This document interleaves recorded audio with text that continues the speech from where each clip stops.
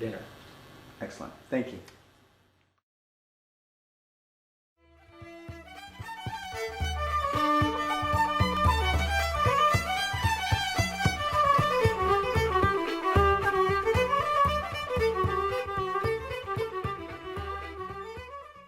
Good morning. My name is John Lyons. I live in San Francisco, California, and today is July 2nd, 2005, and I'm here with my Uncle Bob Lyons, the last of the litter, and we're looking forward to hearing the very last. The very last. So we'll give it a go. Bob, by the way, we're in Cambridge, Massachusetts, if I didn't mention that. Why don't we start by you giving... The cradle of liberty. The cradle of liberty. Why don't we start by you giving me your full name, your date of birth, and what order you were in the family? The full name is Robert Francis Lyons, and I am the seventh of 7 children of Bill and Mary Lyons, and I came out 12 minutes after my twin sister Betty or Susan Lyons on October 22nd, 1937. 1937. And Francis obviously is a prominent name in your family. Was Robert, were you named after anyone that you know of in your family? My father's middle name was Francis, and I had an Uncle Francis Donahoe. Okay. Do you happen to know the age of your parents when you were born? I think they were, it was 1937, so my mother was probably about 39 and my father about the same age. The same age, right. Right. So you obviously grew up on a farm in South Dakota. Did you recall any pets that you personally had or that were prominent on the family farm?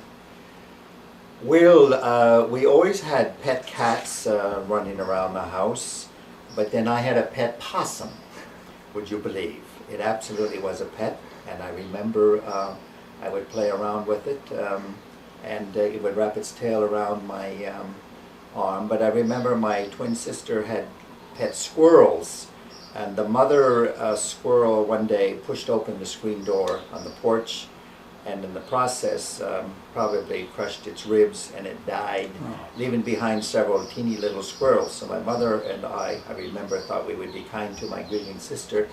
So we cleaned the little squirrel cage, and whatever antiseptic we had at that time, I can't remember what, we cleaned it with that, and we in the process killed all the little squirrels. My sister and I went out and buried squirrels in the backyard. I remember, had a proper burial. Right. Well, that's lovely. At that time on the farm, were there horses still being worked on the farm? We had Pat and Pete. Pat and Pete. Now, we had horses prior to that whose names I can't remember, but I do remember, yes, we had Pat and Pete, these enormous horses, and I remember the sign of your manhood was the day you could harness those horses without help from anybody. You just push all that stuff out. Do you remember that day in your own life? Oh, I do remember quite vividly. We would go out, and especially if our cousins or friends from town would go out, we would go out. They were gentle, docile, wonderful horses. You would get up on them and crawl on around them and between the legs, and they were wonderful horses. That's great. But more importantly, we had a horse, Beauty, a black stallion mare with a white star and a white sock, and I used it herding cattle along the roadside. I thought of it as my own horse, although everybody used it. Yeah, that's a nice story. You were probably robbed the opportunity to tell stories about walking a mile in a blizzard to the schoolhouse, but because it was on the farm. Did you actually did you attend the schoolhouse? I did attend the schoolhouse, started in 1943. Your father, Frank, was in the 8th grade. That's how I always know of our age difference, because he was in the 8th grade, I was in the 1st grade. Jean was next, then Jack, and then Tommy and Bobby and Betty. And it was a wonderful experience. My father was always on the school board. It was very properly run school. There would be no fooling around. I went there until the 4th grade, and by that time there was enough cars going uptown, and we went to the local Catholic school. Catholic school. But I do remember it as a very good experience in every way. That's great. Now, this is a little fun part, believe it or not. There's going to be some fun here, and you don't have you have to answer spontaneously. No thought process, no guessing about this. Can I mention that later on you're going to take a still picture of little Bobby and Betty on their first day at Willowdale School. Oh, is that what the picture is? That is Okay. what the picture Oh, that's is. awesome. Yeah. That's great. So this is just about the brothers, but you can feel free to include Betty in any of the answers here. But this is kind of like Dave Letterman when he does his top 10 list. Oh. But in your opinion, who is the strongest brother physically? The strongest brother physically, I suppose Pat. And who is the smartest? Well, now that would get you into trouble That's to the point. answer about that. In what respect would that be? Well, in any way you'd like to answer. And everyone has hemmed their answer here, but feel free to answer any way you'd like. And if you like to pass, I guess you can take a pass. I would say that in terms of native smarts, honestly, Pat is a very smart man. Yeah, that's And consistent. had to be with all that he has accomplished. Now, you can include yourself in any of these answers as well. Who was the natural leader, do you think, among the group, or was there one? The natural leader. Well, your father certainly was a leader in many respects. In terms, I suppose, of organizing, and at the moment, I suppose I might be up there on the list. Right. How about the funniest? The funniest. Okay, we know the answer to that one. You don't even have to say that. Who is mother's pet? I suppose the firstborn is always the more favored, but I will give my own answer. I honestly feel that my mother loved all with equal fervor, but in different ways. Yeah. Absolutely. And Okay. feel that way. How about father's pet? Was there a daddy's favorite, do you think? Or I don't know. I think perhaps your father Frank and my brother Tom, but I would first say my father would be very reluctant to show such favor. I mean, he was a very good man in ways, but so I suppose if you push me, he would have, I would say Frank and Tom, but not in any outlandish sort of way. right. Who? Don't worry, you're doing a fine job of rationalizing everything here. Good. Who do you think? And this is maybe just a general question. On the farm, who do you think was the best mechanic, or maybe the best with the animals? Do you think there was someone that stood out that way? Oh, absolutely, Pat. Pat. Okay. But we all were good with animals in a sense of working with them, but also in the 4-H club and raising animals. But I think I would say Pat. Okay. Who got into trouble the most, do you think? And whether that was just messing around or actually bad trouble? Got into trouble.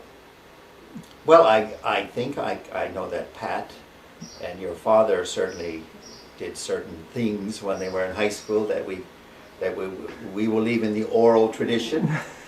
And I was able to not disappoint them when I was in high school. That's well spoken. Which there was a skillful use of a scarecrow hanging from the water tower to test out the local police, and they barely tested out well, as I remember. Well, then, in getting into trouble, who is the best at getting out of trouble, do you think? I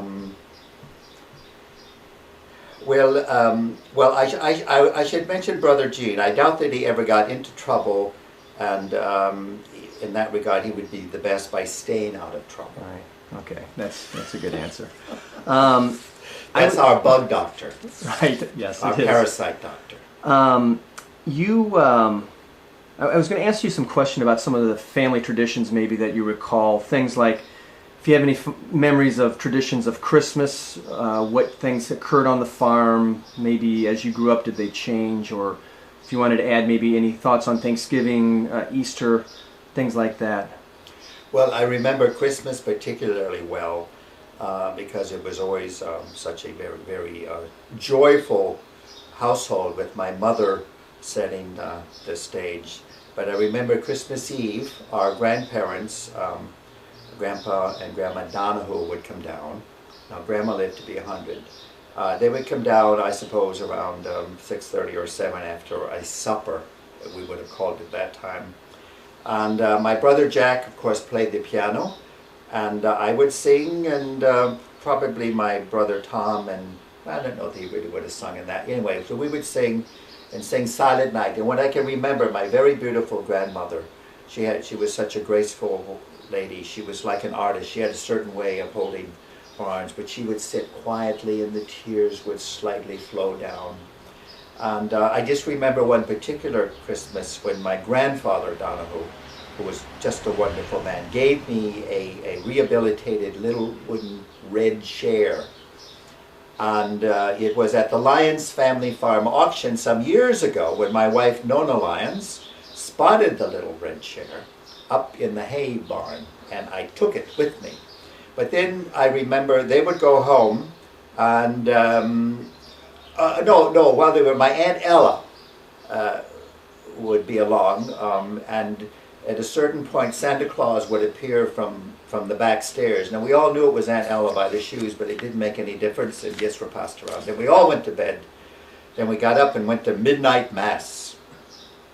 And then we would come home, and my mother would always have oyster stew. I have no idea how you got fresh oysters into South Dakota in the 1940s, but you did. You sure they weren't Rocky Mountain oysters? They were. Oh, actually... no. These were from the sea, not from the barnyard.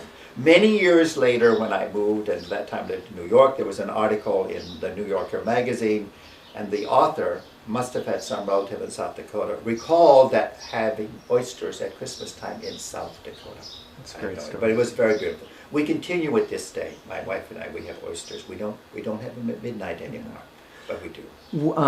Maybe as a follow-up to your comment about your grandmother and grandfather, the Donahoes were probably the bigger influence than the Lyons in your family, do you think? Excluding your father, obviously. Well, in a very strange way, I would say no.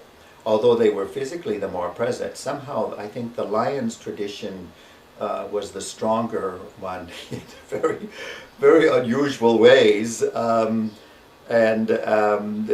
with many reunions, and somehow the Lyons traditions seem to take a stronger input. Mm-hmm. What would be, there were reunions, do you have any recollections of being around one as a boy that had any influence? Or? Well, yes, I do remember one, what was on our father's farm, but also one with his cousin Florence Kolbach. And when I say the bigger influence, somehow the stories that I have accumulated and that have come to your father and others came through those traditions.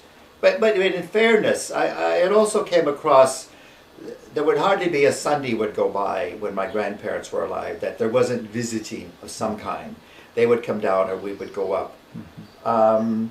But the stronger interest in the history, not just of the family, but of the world, I'll say, mm-hmm. somehow seemed to have come from all those Lyons gatherings and all the talking and the singing, mm-hmm. and sometimes the drinking mm-hmm. that went on. It was obviously hard work on the farm, but from an entertainment standpoint, what are some of the things that you might recall? Did you do things like, did you go to town often? Were there fairs or festivals? Did you parties, dancing? Maybe you could think of a few recollections of those types of events. Well, I would first say it was hard work, but it was good work. And even today, I'm very grateful that it was such hard work. When we went to school, we came home and we went to work. But you saw the fruits of your labor at the end of the day. You didn't need someone around to say you did or did not do this. Well, my parents especially made the home very welcome to all of our friends. We had many dances. We literally pushed back the furniture and rolled up the rug, and we cranked up the Edison and had dances. I was very active in the high school band, and I remember the band for its annual hayride would always come back to the house. And my mother had the grace never to be distressed at the hay or the debris that would be left afterwards. The Willowdale School was really the community recreation center in the early days. It was not only school, but there were neighborhood picnics. There were all kinds of events that would go on. We didn't really go uptown that much growing up. in the early years except to take the eggs up to shop. Although I do remember Saturday nights at that time, that was the day when all the farmers went uptown. And we would maybe, first you would go to confession to the local church to confess your sinful ways of several weeks past. Especially when you're 8 years old. Yes, and 18 there was a bit more to tell. But then we would go away maybe to a movie, but we would all gather and we would go to the American Cafe for a ham sandwich and a shoestring French fries now you would call them. I somehow remember that. And you would gossip and see the neighbors and whatever. But our home was always a very, very active for relatives, but also for our friends and family to gather. You mentioned taking the eggs to town. It reminds me of some comments some of your other brothers made about the financial situation where the real cash that came from home was from the egg, from the very few products that you actually grew on the farm. Maybe you could talk about that. Well, it was. I don't ever remember seeing cash as such, or rarely. What I do, the first thought comes to mind when you mention that is my father, who smoked his pipe mostly. I do remember him giving the one wallet billfold to my mother as she would take the eggs up, say, "If there's anything left over, Mary, could you get me some tobacco?" Now, your father recalled the story. During the middle of the Depression, and a few years before I was born, they closed down the checking account. There was no cash. There was nothing. But we always had shelter and good food. I remember helping my mother clean the eggs and taking them up to Stoop Nichols for selling of the eggs. I think we did sell the cream a little bit. It was my grandfather Donahue, I learned only recently, who organized the town as a co-op to sell your cream. But we mostly consumed all of our milk and cream and butter products with 9 mouths in the household. But it would be difficult today to think of living without your ATM card or your debit cards and all of that sort of thing. But it was quite possible. It was a cashless society in a certain way. And my father and mother were very smart. They had 7 children for the workforce, but we were able to sustain a way of life that was very good. Do you recall, I seem to recall stories of certain relatives who maybe lost their ranch or farm and maybe came and spent time with you. Do you recall any issues like that occurred? It seems like something. Well, I think, my grandparents lost the farm. They had paid it off. These are the Lyons grandparents. Yes, in Wagner, South Dakota, and as my uncle would tell the story, the banks at that time, before the official depression kicked in, encouraged farmers, as they do now, times are good, go buy more land. And you know what happened. They paid off farmers the collateral, the banks, the dust storms, the economy fell and everything, and as my Uncle Bob said, there was no safety net, there was nothing. The people showed up from the Federal Land Bank to my grandparents, the Lyonses, and said, well, no, you haven't paid your taxes and whatever. We'll be out to take the farm on Monday. And Grandma and Grandpa were dispersed among their children for the rest of their lives. I think half of the relatives of that generation lost their farms. A cousin of Jim Lyons, but my Uncle Dennis came and lived with my parents in the middle of the Depression. The deal was, if they had a nickel or two from time to time, they would give it to him, but he just came and worked. There was nothing going on where he was, except shooting starving cattle and rounding up Russian thistles, rolling across the prairies to occasionally for the starving cattle to munch upon. Yeah. Maybe we can go back and talk a little more about the structure of the house and the family and things. You are, as a family, probably, education was a very important component of your life. Why do you think that was? Where did it come from? I think education and what I would call the exercise of civic virtue was there the day the Lyonses got off the boat and the Donahues got off the boat. That every story we have always makes some reference to they came here for the opportunity and for the educational opportunities available, and they immediately got involved in the civic life of the community. School boards, and several relatives were elected to state legislatures, and in that way, I don't know. I have to assume that it came with them, because we know many Irish for whom that was not true. We're sitting here near Boston, Massachusetts. There are people living here, third and fourth generation, who frankly are living a ghetto sort of a life similar to the day they got off the boat. For whatever reason, they did not come with that expectation. So I am very, very grateful. It's through all of our family, yourself included, that you are always seeking out and open to the opportunity that is available to you. And I'm very grateful for that tradition. And tell me a little bit about your mom and dad. They both had, for the time, advanced educations relative to probably most of their peer group. Your father had some higher education. Yes, I guess it was called Columbus College in Sioux Falls, South Dakota. But it's not. I guess we're not entirely sure if it was a college the way we think of it today. I'm inclined to think it was. Well, he had to go back to his parents' farm to help out. And our grandfather had a bit of the affliction of the Irish, sadly. And I think that was part of the reason my father had to go back. And although he never went on further, he was the most strong supporter of education, was always involved in the school board in all kinds of ways.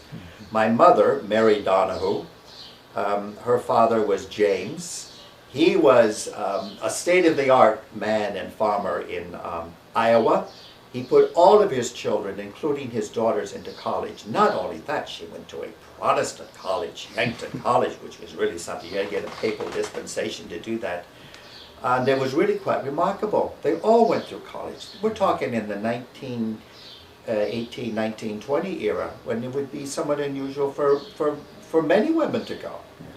And then they carried that on in our home. It was a home with books and conversation, and frequently at the supper table, the book of knowledge would be called to the table to confirm or clarify some point that was being discussed. We all had these wonderful... What is the book of knowledge? Is a encyclopedia equivalent? It's an encyclopedia. Now I think its current name is called the Grolier Encyclopedia. But and in my grandfather Donahue's home, he had this enormous Catholic encyclopedia. It was Catholic, but what I knew at the time, it was noted for the scholarship that was involved in it. And I wasn't there when that household was sold at the auction, but I almost wish in a strange way, for sentimental reasons, it would have been fun to get it. It was in his library. I don't know if you would have remembered that house, the fireplace. Yeah, I do. Grandpa Donahue. Yeah, yeah. Well, you all, besides education, your grandmother was an influence. My grandmother, your mother, was an influence. She seemed like she was, there was a discipline to her. She was fun, but she also ran the house fairly... She had standards. That's a great way of saying it. Thank you. Are there any reasons you thought, was that just the discipline of being a prairie household that you needed that, or was there something else there, do you think? I don't really know. She knew her mind and she was able to speak it, which is a great virtue. And but she also had the virtue, she was able to listen and understand difference and to accept difference in many ways. I suppose she got it as we all do. Your basic behaviors and attitudes come from your own home. And her father and her mother were absolutely always, I think, on the boundaries of the best of what was available, and expected the best from their children. And my mother, I'll tell this story. In those days, diagramming sentences was the big thing to do. And my brother Gene came home one day and was a little upset. The teacher had given him, said he made a mistake in this certain area. And Gene felt he was right, and he went to my mother. My mother would certainly first uphold the authority of the teacher, but she recognized Gene was right. So my mother and Gene went back over to school, and in a nice way, but my mother, in a very clear way, she said, Gene is correct. But I tell it to indicate she expected the high standards. She was able to sort out differences and deal with it as need be along the way. Yeah, that's a great story. Do you recall growing up any sicknesses or injuries that occurred on the farm that were maybe a way of looking at how you were removed from city life where the doctor was and someone had to come visit or anything like that? Was there anything serious like that? Well, not really. It would be the custom. The doctor in those days would make a home visit. What I do remember is when most of us were strung out with the flu, Dr. Smith came down, and I don't know that he did anything except give reassurance, but the reason I remember, a mouse ran up his pants. Have you gotten this story elsewhere? No. He was standing in the dining room. We had this big furnace, the grill, the grate. And as I remember Dr. Smith, the mouse ran up his pants, and there was a great flurry of activity. He took off his pants. My mother maintained that was probably the best antidote and cure for whatever it was we were all ailed with at that time. That's a great We were very lucky in Yankton to have good medical services. I don't know if you were fishing for this. I have a slight difficulty that came because the architect, before he was born, screwed up of a bad leg. And that country doctor almost had his finger on it with the correct diagnosis. Even at 18 months of age, it was acting up. I have the bill, $5 to x-ray a leg at that time in 1939. And there's no reason to go into all of this except to say that he was almost correct for the knowledge of the time, and eventually went up to Mayo Clinic where they gave it the right name and then eventual treatment. No, I don't remember any terrible illness. I mean, you probably got the story of your father being kicked by the cow. Knocked some sense into him. Yes, it did. It seemed to have some value, and thank God that medical facility was available. Well, let's maybe move on to a little bit more about you personally. You went to high school. Now, did you go to, was there a Catholic high school in town, or was it a public high school? It was a public high school. There was no Catholic high school. And even as we speak, they are preparing for the 50th high school anniversary. I'm a golden jubilarian. Awesome. So I was just asked to provide a little write-up, which I did. What are some of the things were you involved in any extracurricular activities in high school, or was it more go to school, come home, and work? Well, it was go to school, come home, and go to work, but again, because of my family and the household, we were heavily into music. I was in the high school band, which I enjoyed enormously. Mm-hmm. These were all extracurricular, meaning it was before school or after school, and my parents had to pay. I've always had a slight bone of contention with all the athletes for whom all of that was provided for free. It was a very good experience, but also I was the editor of the high school newspaper, which was a wonderful experience for writing and the skills and getting out into the community and writing up stories. And I was active also in drama and theater. If you were to just describe in your mind the difference in the economy of the farm from, let's say, when you were born, which obviously you'll have stories of, but to the time, there was obviously a difference in the prosperity of the area and things like that. Is that accurate, or was it still fairly depressed coming out of the Depression? Well, I suppose I was the youngest of the litter, and by the end of World War II, things were beginning to pick up. My father, during the war, could not get rubber tires for his tractors. So things were beginning to pick up, and by the 1950s, things indeed had picked up, were absolutely going in the right direction. But I have to say, on a personal level and a family level, we all worked. We were doing things that would generate some small income. I emptied the waste paper and the garbage for my Aunt Ann, who ran a gift shop, and it may sound quite quaint to say I was paid 50 cents, but let me tell you, 50 cents was a lot then. And we all had little jobs, and I worked at Montgomery Ward. So we all contributed to the household, but also to our personal affairs. So we're generating some income. Maybe you could just, your Aunt Ann, my great Aunt Ann, who I knew also, seemed to be a fairly big influence on the family, or a part of the family. Is there any special thoughts you have about her, or any recollection?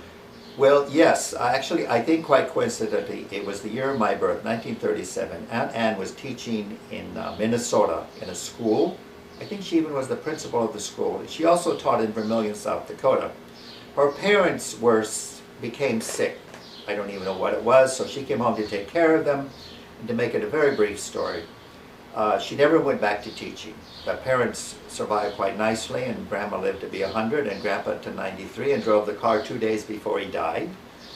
Grandpa went downtown and bought a gift shop for his daughter, Anna, and set her up, and she ran the Yankton gift shop and was a very successful businesswoman in Yankton.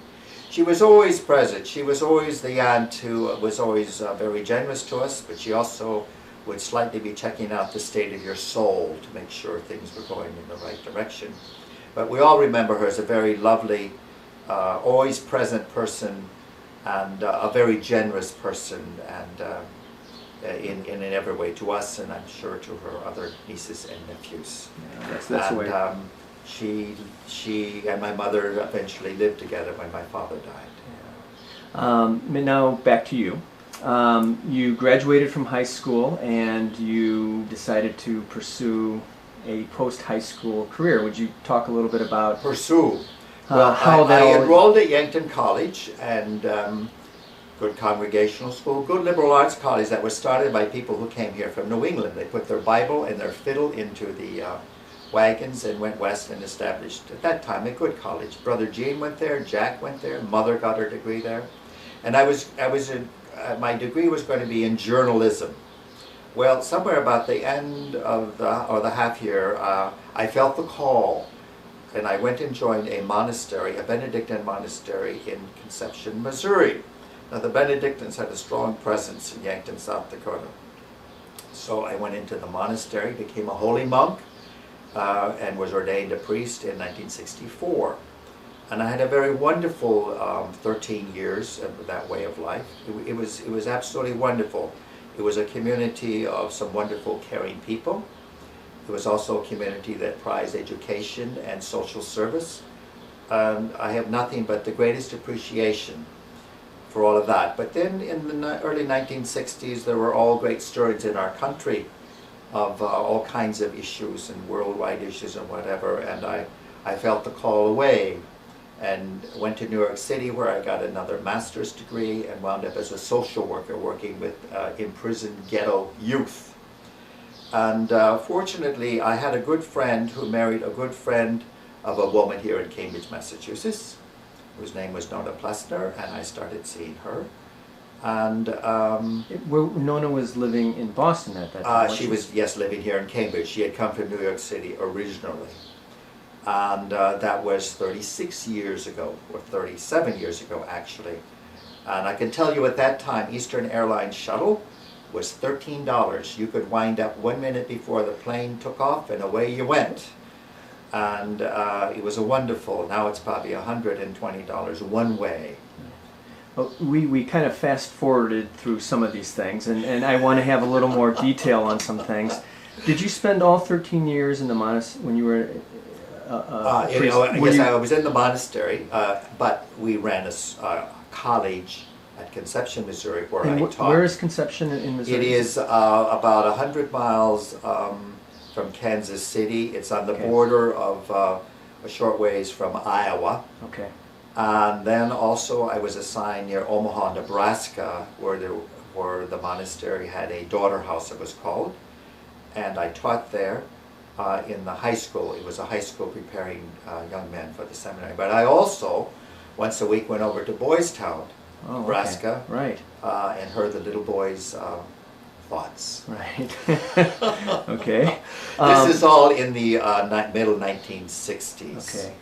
When you went to New York, what was the thought process of why you, anywhere in the United States, you could have sought to go? Why did you go there, and where did you go to school, and what did you study? Maybe? Well, actually, I didn't state that correctly.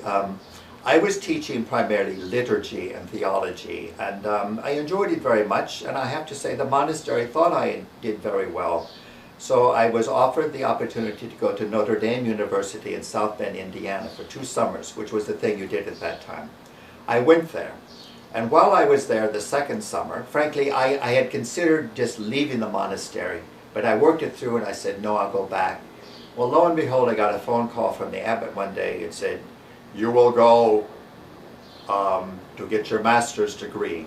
You can go to any school of your choice. So I was very conflicted because on the one hand, I had prepared myself to go back, and on the other hand, I didn't like the way it was handled.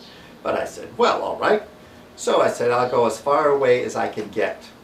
I knew of Manhattan College, a very fine college in the Bronx in New York City.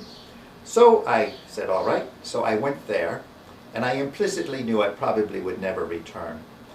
And so I'm grateful the monastery sent me there. I continued working as a priest in New York City at that time.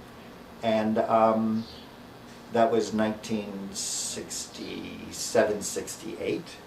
And I decided and did what was necessary at that time to be dispensed from my responsibilities at the monastery. And I got my master's degree at Manhattan College.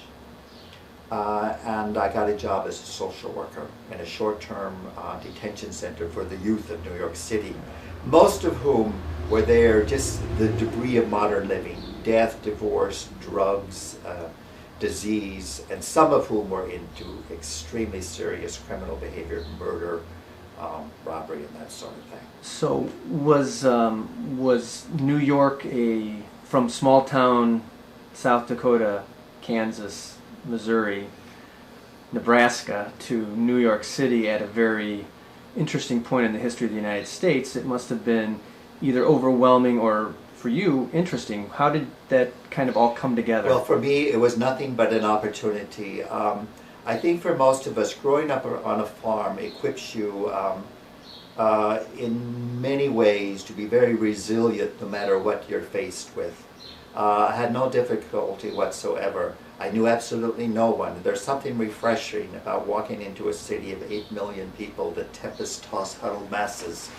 And I availed myself of every opportunity. There was a very vibrant kind of cultural, intellectual life. I went down to Cooper Union, which some would recognize. It's a wonderful private school. It's where Abraham Lincoln gave his famous, the Cooper Union speech, of which we were speaking of Abraham Lincoln. It's the first time he spoke in terms of emancipating the slaves. Mm-hmm. I went down there. I would get home at 11:30 at night. It didn't bother me a bit. I would go off to hear lectures, and no, it wasn't overwhelming in the least. It could be for some, and I did know some who would be so either intimidated or overwhelmed with the excess of freedom, if you will. I was lucky in that respect. You know, I lived in a railroad apartment in Spanish Harlem. A railroad meaning like a railroad car, three teeny little rooms. I had the bathtub in the kitchen, which was about the size of this. It had a metal cabinet on it. By this time I'd met Nona, and I had her over, and with some trepidation she came over and I served dinner, but Nona's very law-abiding. I had a friend's car. She was beating on me to drive rapidly out of the neighborhood through a red light. At that time in the city and in the United States, there was great social upheaval. There were people rioting and whatever, protesting in the streets. There was great criminal activity. And one morning when I got up to go to work, I saw a young black man jump on the open end of a meat delivery truck and walked off with a side of beef down the street. Nobody paid the slightest bit of attention. I'm amazed I did survive. I was burgled 3 times. So, for time reasons, I want to keep moving on here. But so Nona and you were dating at that time, and you were living in New York, and she was living here in. She was living here. And so you had a quote-unquote long-distance relationship. So it evolved to the point where you decided you loved each other. Well, it's very simple. That's a lovely romantic way to put that. It got to the point that now I took the train, the bus. Once in a while I used to ride with a friend. Every no inconvenience to come up here. I worked overtime, so I'd get time and a half. They thought I was a very dedicated employee, and I'd come up here a great deal. We would call each other almost every night after 11 o'clock because it was cheaper. So there was a certain point you either have to marry or terminate the relationship because you couldn't afford it otherwise. Right. So you decided, financial decision, to get married. No, I'm teasing. Yes. So where did you live when you were first married, and what were you each doing at that point? We lived here in Cambridge, Massachusetts, in a wonderful apartment right off Harvard Square. This is 1969. Nona had come here in 1963. She was a New York City school teacher, and there was a very innovative education curriculum project here called Education Development Center. And she was tapped as a very talented teacher to come and join, and she stayed on. And so she was involved in all of that at that time. I was a social worker in New York City. I literally walked the streets of Boston. I did all the official things to find a job and was quite unsuccessful. I interviewed with the Bank of Boston at that time, and personnel stuff. And it's so quaint when I think back. They were more interested in the pedigree of my family. It was a very snobby sort of thing at that time. I literally walked the streets and walked into the Massachusetts Rehabilitation Commission, which basically worked with handicapped adults. And you can journey tell in about 5 minutes in these things if it's going anywhere. And I sensed it did, and they offered me the job. I didn't want to take it because I detected that the branch office supervisor was someone with whom I would have difficulty. They said, "We know that, we're going to replace him." They twisted my arm. I was at the airport, and I didn't really want to take the job, but they twisted my arms over the phone. I said yes, and I came up, and it was a wonderful job because it pulled me into the total fabric of the city, its hospitals, its prisons, its every educational facilities. So I was forced, but gladly, to learn a great deal rapidly about the city of Boston. What specifically were you doing with the rehabilitation? A lot of these were industrial accident victims. You lost a limb or an eye or whatever, but then a large part where people had a heavy mental health caseload of people who, for whatever reason, were in psychiatric care. The purpose was to do whatever necessary to get them back into the workforce. I also once a week went out to Deer Island Prison, which was the prison for the city of Boston, basically. But that was, frankly, an extremely depressing and difficult place.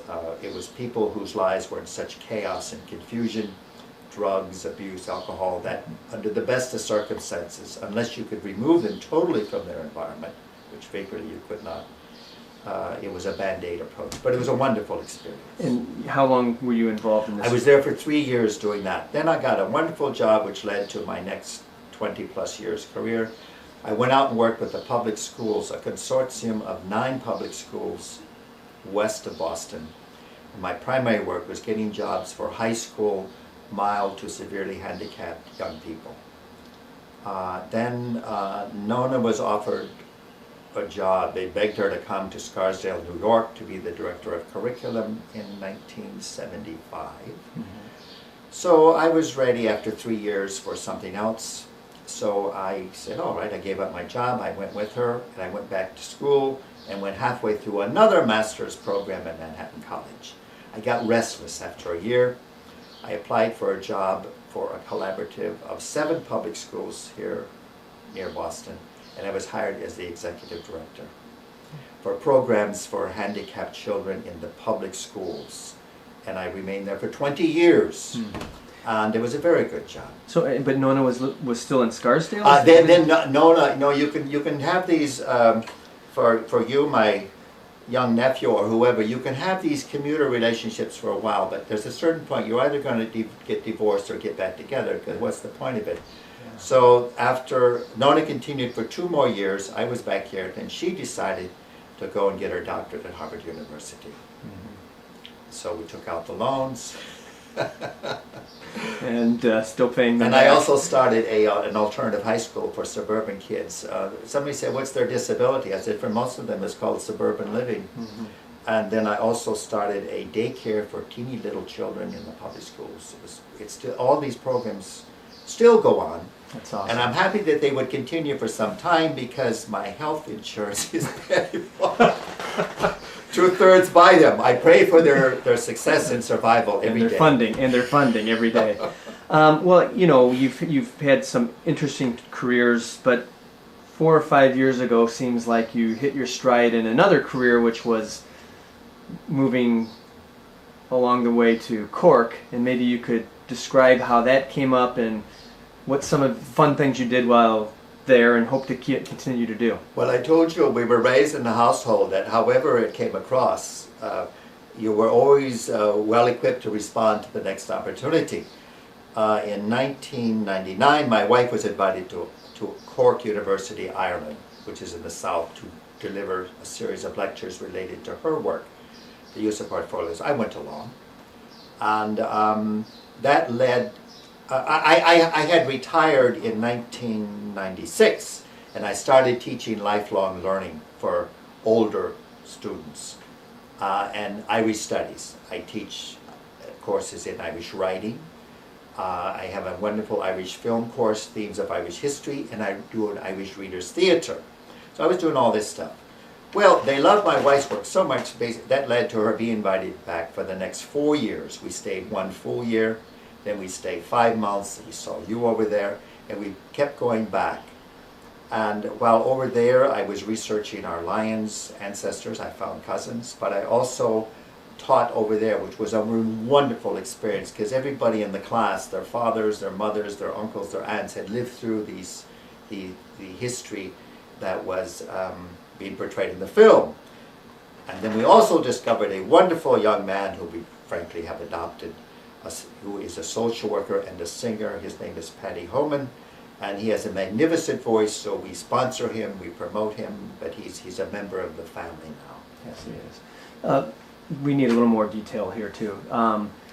When I came to visit you, one of the more interesting things was we had coffee with a man that was an insurance executive or something, and you were about to do a production of a play, I believe, or a reading of 20 something. Yes, I forgot about that. Let me just make one point. What I thought was most interesting is that the reaction from him, as I recall, was it took an American from South Dakota to actually think to do this. So maybe you could just tell that story, and then we'd like to hear some more about how your relationship with Paddy evolved and what that is. Well, I had been volunteering. I worked, that means without pay, 2 days a week at the Munster Literature Centre. Munster is the province of the southern part of Ireland. And they asked me would I organize the Bloomsday program. June 16th is James Joyce, Bloomsday, Ulysses, and all that stuff. So everybody stands up and reads, I think, frequently in a very boring way. So I said, why don't we do a reader's theatre? So a very wonderful man, whose name is Paddy Galvin, now in his 70s, is a man of letters, drama writer. So he adapted a text from James Joyce, the famous Christmas dinner scene, where they're arguing about Parnell and all kinds of things, to about a 20-minute theatrical production. I got Michael Toomey, the man you make reference to, is a leading actor and well-known personality in Cork, to take the lead role. We hit it off fabulously well. It's a marvelous man. He's really a Shakespearean actor. He took the lead role, but we delivered the famous Stench of Sin, Hell sermon of James Joyce, which is about 30 pages of the most, frightening language you would ever hear. But then also I had Paddy Homan sing songs, the parlor songs of James Joyce, in a pub. And Beamish Crawford is the name of a local brew, and they gave €200, or that time pounds, for drinks. So I'm walking around and passing them out to all my friends, and we just had a wonderful time. I did that for 2 years. And then we did it in Milwaukee, the city of Milwaukee, some years later with equal effect. That's great. Well, Michael's comment, the Irish are wonderful, but they don't sit around doing the Irish Readers Theatre, and very frankly, many of them don't have the greatest appreciation for their own rich musical tradition. It's the Irish, the offshore Irish, who are the greater, have greater appreciation for all of this, and keep going back and enrich it. Yeah. Well, that's an interesting comment. And so how did you meet Paddy, and how did that evolve into your friendship? And well, the first year, we lived a full year in Ireland. We have waves of voluntary invasions, I would say, of relatives visiting. So Pat and Pearl and family friend Gloria came, and we took him to the Dingle Peninsula, which is the far west of Ireland, where you have been, and most everybody who came has been. And I had learned that at 4 o'clock on a Sunday afternoon, it was kind of the family traditional Irish music session at a local pub. And we knew the musicians who had played the night before where we had stayed, Fergal and some other people, a fiddler and guy in the pipes and the bower on the drums. So we were sitting there just having a nice time. People eat and drink, you know, it's very comfortable. And suddenly this most incredible voice welled up from a bar stool. I'd never heard such a voice. But I had been looking and researching songs and music and everything I could get my hands on.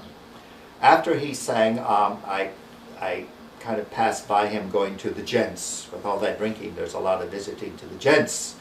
And I simply said, "You have a great gift." He thanked me in a very courteous, polite way. And later came over to the table, and we rapidly discovered that not only was he a student at University College Cork, but he was in the social work program where my wife Nona had been working with faculty. There was something triggered. As I tell Patty and say when I introduced, we met in the music. And I think that he himself, in his music and in his manner, personifies a certain wonderful tradition of Ireland.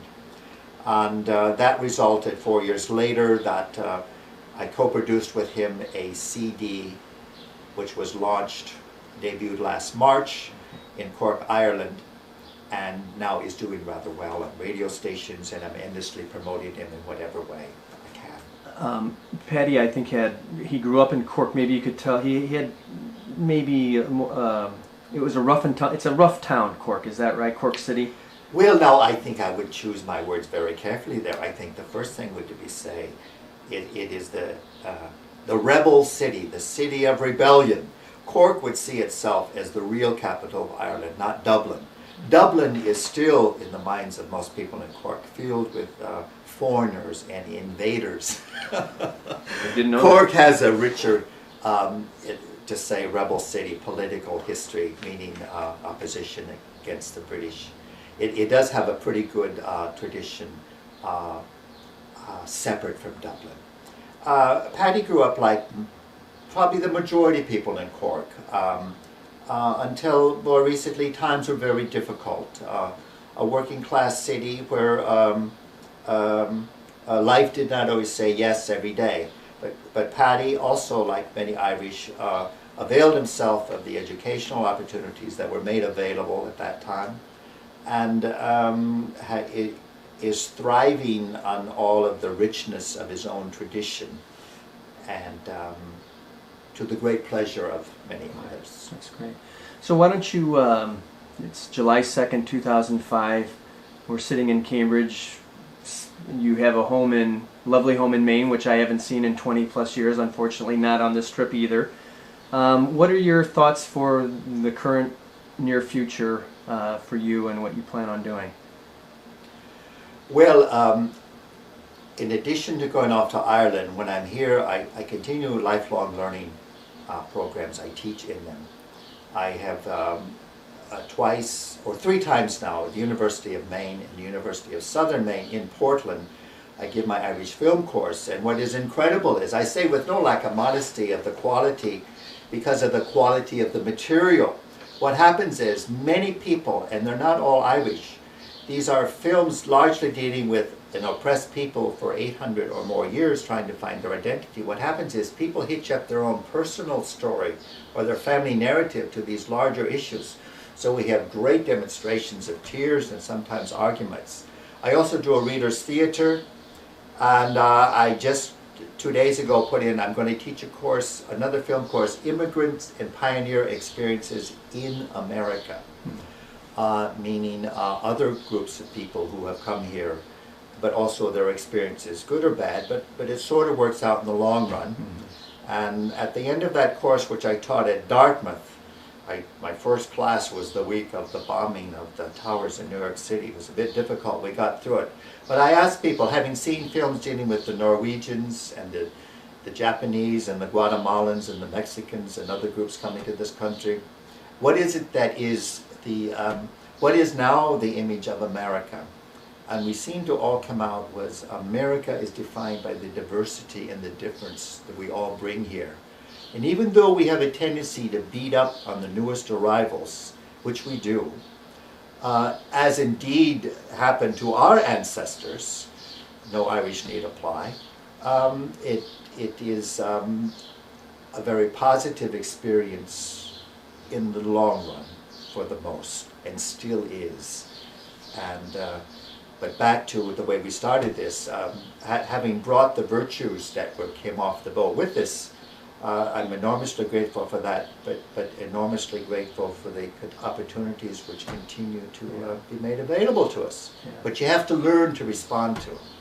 So I'm just going to continue that, and believe it or not, I've already planned my film course for the year 2007 and some other things, and I do what I can to help Nona in her research and work, and I'm endlessly responding to inquiries that might come even from relatives on occasion, and always supporting my young friend in Ireland in his academic and occupational way. Well, my concluding thought is that I won the bet for all of the uncles out there. We did this under an hour. We got through this. And extraordinary. Bob, thank you very much. It was interesting learning more about you, and we look forward to the finished product. Well, thank you. You're continuing a rather rich tradition yourself by this very project. I agree. Thanks. And on the 4th of July weekend, happy 4th. Thank you.